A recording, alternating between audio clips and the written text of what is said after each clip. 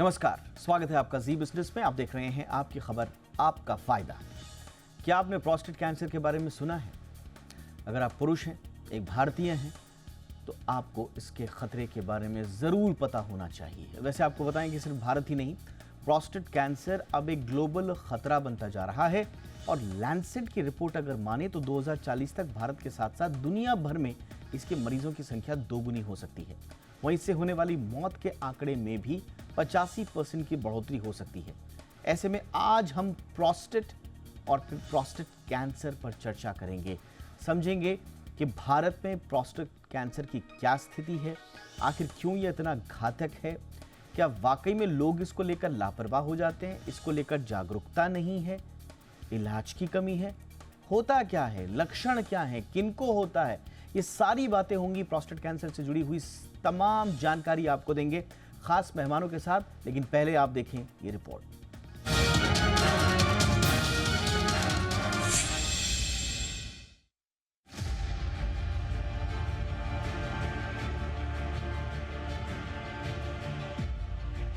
Prostate cancer तेजी से भारत के साथ साथ दुनिया भर में अपने पांव पसार रहा है।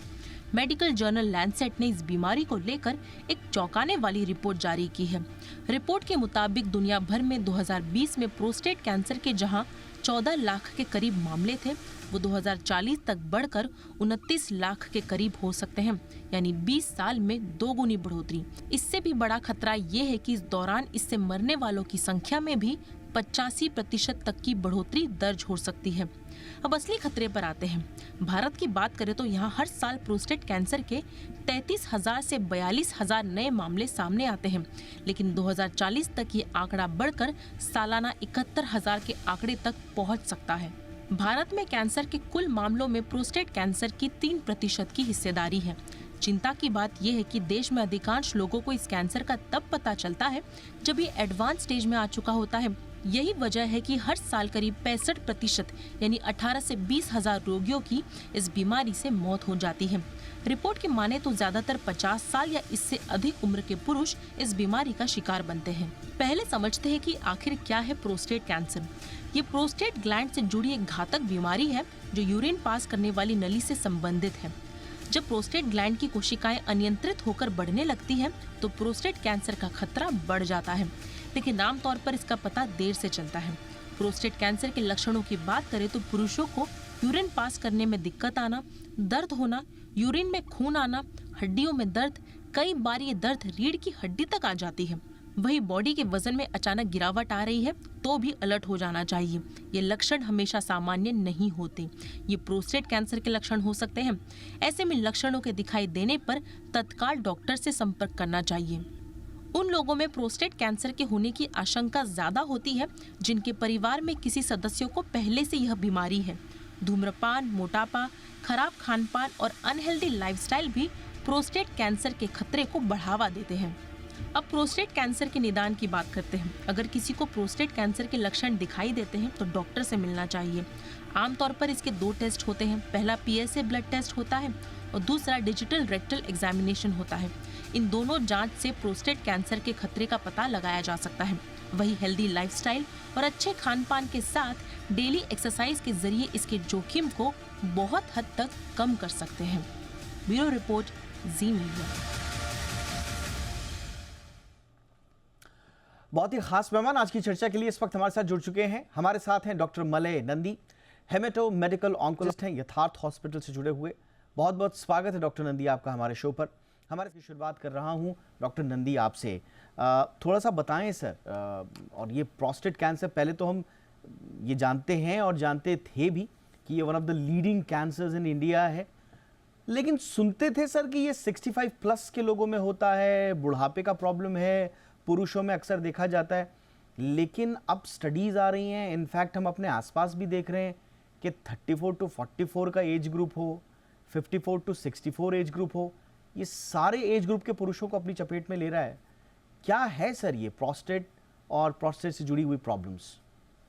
बेसिकली प्रोस्टेट जो ऑर्गन है वो यूरिनरी ब्लैडर के नीचे रहता है और ये ओनली मेल्स में ये ग्लैंड होता है। इसका कैंसर जो होता है उसका प्रधान कारण एग्जैक्टली तो मालूम नहीं, मगर ये देखा गया है smoking, alcohol, unhealthy lifestyle, obesity और कुछ पेस्टिसाइड एक्सपोजर में इसका इंसिडेंस बहुत ज्यादा होता है।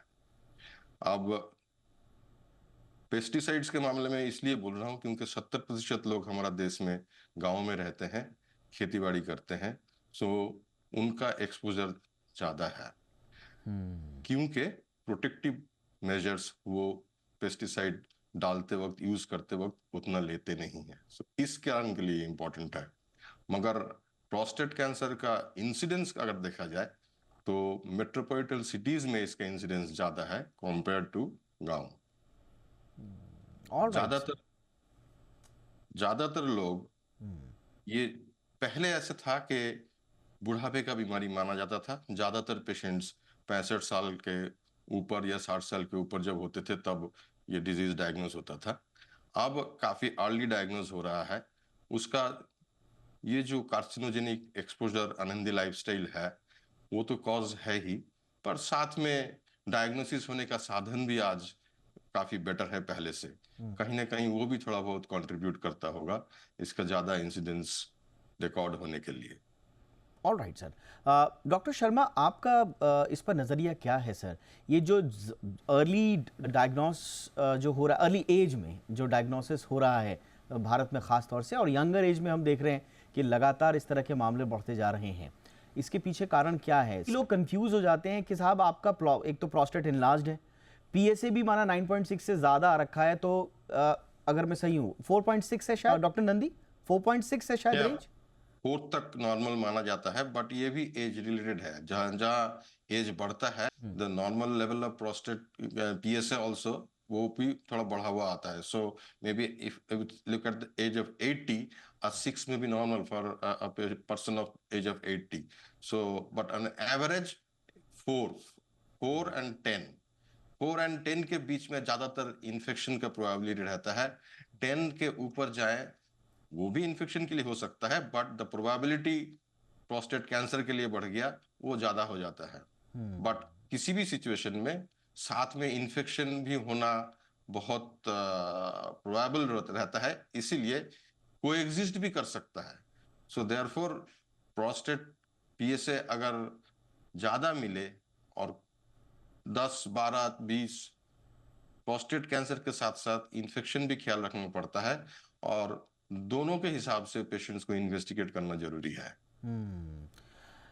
ये बारीकियां समझना आपको बहुत ज़रूरी है, क्योंकि कई लोग जब रिपोर्ट आती तो बहुत ज़्यादा डर जाते हैं, और हमारे देश में तो जब कैंसर का नाम आता है तो फिर परिस्थितियां ऐसी हो जाती हैं कि एक व्यक्ति डिनायल के मोड में चला जाता है और वो बीमारी को छुपाने की कोशिश करता है। लैंसेट में प्रकाशित एक स्टडी के मुताबिक प्रोस्टेट कैंसर के मामले 2040 तक 2 गुने हो जाएंगे। ये थोड़ी सी अलार्मिंग सिचुएशन है, क्योंकि याद रखिए प्रोस्टेट कैंसर भारत में one of the leading cancers में से एक है, जिससे मौतें भी होती हैं, इसलिए थोड़ा सा समझना ज़रूरी है। ज़्यादातर लोगों को प्रोस्टेट कैंसर के बारे में जानकारी नहीं होती, और अगर होती है तो भी वो उस पर बातचीत नहीं करना चाहते। कुछ इससे धारणाएं भी जुड़ी हुई हैं, मिथ्स भी जुड़े हुए हैं, कुछ टबूज भी जुड़े हुए हैं, इसलिए आज हमने सोचा कि इस पर बात की जाए। डॉक्टर नंदी, अब बुनियादी सवाल, इसके लक्षण क्या क्या है सर? कब हमें समझ जाना चाहिए कि कुछ गड़बड़ है and we should go for a test? भी कैंसर में शुरुआती जो सिम्टम्स, लक्षण होते हैं वो बहुत ही मामूली होते हैं। कई डिजीज में सेम टाइप ऑफ सिम्टम्स हो सकते हैं। तो इसमें से पेशाब का किसी भी तरह का गड़बड़, रात को ज्यादा पेशाब हो रहा है, बार बार जाना पड़ रहा है, सो ये सारे जो लक्षण है, इरिटेशन फीलिंग होता है, ये जो अर्ली सिम्टम्स है, ये इन्फेक्शन के लिए भी हो सकता है, प्रोस्टेट कैंसर के लिए भी हो सकता है, बिनाइन हाइपरट्रॉफी जो बोल रहे हैं, हाइपरप्लेशिया प्रोस्टेट, उसमें भी हो सकता है। सो देयरफॉर इंपॉर्टेंट चीज है, जब ये सिम्टम्स शुरुआती हैं उस टाइम जरूर एक यूरोलॉजिस्ट को दिखाएं, ताकि वो जो डिजिटल रेक्टल एग्जामिनेशन होता है उससे काफी ज्यादा इंफॉर्मेशन मिलता है, अपार्ट फ्रॉम ये पीएसए का टेस्ट और यूरिन टेस्ट। क्यों डिजिटल रेक्टल एग्जामिनेशन में यूरोलॉजिस्ट एक्चुअली फील करते हैं प्रोस्टेट वो कितना हार्ड है। That hardness of feeling is very important for suspicion. ये एक बात है। अगर और भी लेट स्टेज हो जाए तो पेशाब में खून आ सकता है, ज्यादातर कॉमनली पेशाब में खून आने से प्रोबेबिलिटी ब्लडर का कैंसर का हो, लेकिन प्रोस्टेट के कैंसर में भी पेशाब में खून आ सकता है। कहीं भी कैंसर हो, ये तो एबनॉर्मल टिश्यू है, तो साथ में इन्फेक्शंस भी हो सकते हैं लेटर स्टेज में। सो वो इन्फेक्शन के लिए फीवर भी आ सकता है। सो फीवर आने से ओनली इन्फेक्शन ही होगा, प्रोस्टेट कैंसर नहीं होगा, ऐसा भी नहीं है। बट कॉमन थिंग, जो कॉमन सेंस ये है, जो भी लोअर यूरिनरी ट्रैक्ट, जो पेशाब का रास्ता है, वो लोअर यूरिनरी ट्रैक्ट, किडनी से यूरिनरी ब्लडर तक अपर पार्ट है, यूरिनरी ब्लडर से नीचे, वो उसका जो सिम्टम्स है, वो सिम्टम्स होने से जरूर किसी यूरोलॉजिस्ट को दिखाएं, जो भी टेस्ट वो कहते हैं वो कराएं। हमारा देश में सबसे बड़ा प्रॉब्लम ये है कि शुरुआती स्टेज में, जब अब कोई भी कैंसर जानने के लिए अर्ली स्टेज में कुछ सोफिस्टिकेटेड कॉमन इन्वेस्टिगेशन से होगा नहीं, तो सोफिस्टिकेटेड इन्वेस्टिगेशंस करना पड़ता है, और वहां ज्यादातर लोग चूक जाते हैं, सोचते हैं कि ये शुरुआती इतना प्रॉब्लम के लिए इतना जांच क्यों करना। ये धारणा के लिए बहुत लोग जांच कराते नहीं है। ये पब्लिक को समझना बहुत जरूरी है, आम लोगों को समझना बहुत जरूरी है। तो यूरोलॉजिस्ट को दिखाएं, जो भी टेस्ट वो एडवाइस करें वो करें, तभी ये अर्ली स्टेज में डायग्नोज होगा। लेट स्टेज में जहां फैल जाता है बीमारी, बोन्स में फैल जाए, लिम्फ नोड्स में फैल जाए, लिवर में फैल जाए, तो उसके लिए पेन में जहां फैलेगा उस हिसाब से सिम्टम्स होगा। तो बट वो लेट स्टेज हो जाता है, और कोई नहीं चाहता है कि उतना लेट स्टेज में डायग्नोज हो।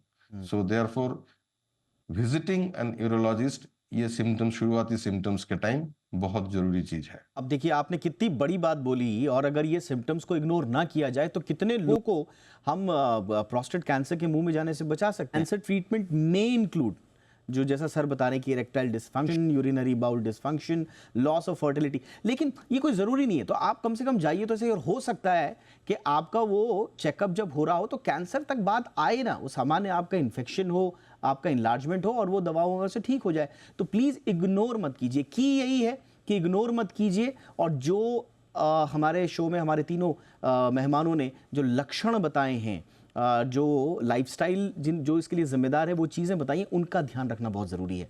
मुझे लगता है कि काफ़ी कुछ जानकारी आपको प्रोस्टेट से रिलेटेड मिली होगी। प्रोस्टेट कैंसर के खतरों के बारे में आप थोड़ा जानकारी जुटा पाए होंगे। इसी उम्मीद के साथ बहुत बहुत शुक्रिया डॉक्टर मलय नंदी, बहुत बहुत शुक्रिया सर आपका भी वक्त निकालने के लिए। आपकी खबर आपका फ़ायदा में इतना ही। अपना ख्याल रखिए। नमस्कार।